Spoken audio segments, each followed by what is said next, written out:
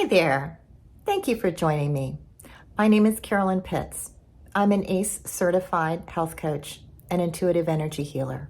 Every week, I share health and wellness tips to help you be your best self. Today, I want to talk about cycles. Actually, I'm going to read to you.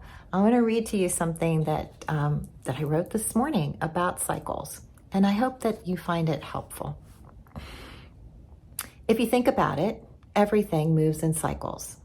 The moon waxes and wanes. The tides roll in and flow out. Leaves are bright green in spring, lush in summer, aflame with orange in autumn, before they float down, making a mess all over your yard.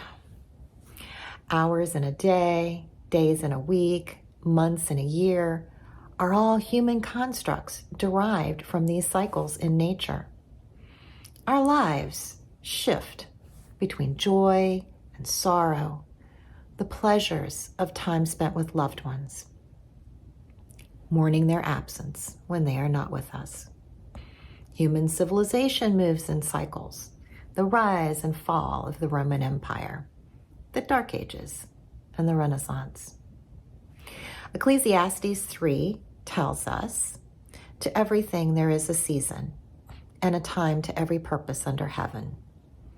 A time to be born and a time to die, a time to plant and a time to pluck up that which is planted, a time to kill and a time to heal, a time to break down and a time to build up, a time to weep and a time to laugh, a time to mourn and a time to dance, a time to cast away stones, and a time to gather stones together, a time to embrace, and a time to refrain from embracing, a time to get, and a time to lose, a time to keep, and a time to cast away, a time to rend, and a time to sow, a time to keep silence, and a time to speak, a time of love, a time of hate, time of war, and a time of peace."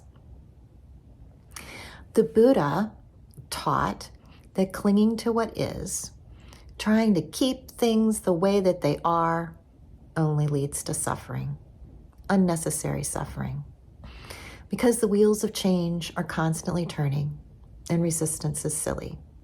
Okay, maybe he didn't use that exact word, but you get his point.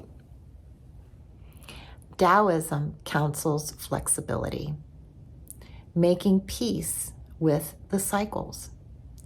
In the yin-yang symbol, we see darkness and light, each flowing into and following the other.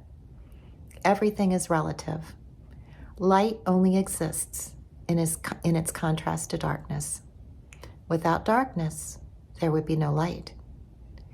Notice that in each section, there is a dot of the other. To me, this is a reminder that things are never fully one or the other. Even when a cycle is mostly dark, there is a seed of light that will spring forth a cycle of mostly light. And that cycle of light contains a seed of dark that will spring forth again in its time. After all, the Dark Ages weren't all dark. The printing press, spinning wheel, compass, and thank you very much, eyeglasses were invented during the Dark Ages. It is essential to remember that while each cycle proceeds at a different pace, it never stops moving. If you are feeling bereft at the state of the affairs in the world right now, know that we have been here before and we will not stay here. As Lee Harris sings in his song, "There is Light Here," quote, "Even in the darkness, stars shine starlight," end quote. So let me remind you, you can choose where to direct the energy of your focus. If you feel like the world is going to hell in a handbasket, I urge you to look up. There's light there. Thank you for joining me, and I hope you enjoyed that. If you like this content, I invite you to join our intention circle by going to intendwell.us and entering your email address. It's free, and every week I send you bonus content that is not available through my other channels. Thank you for your time and attention. Remember to intend peace, intend love, intend well.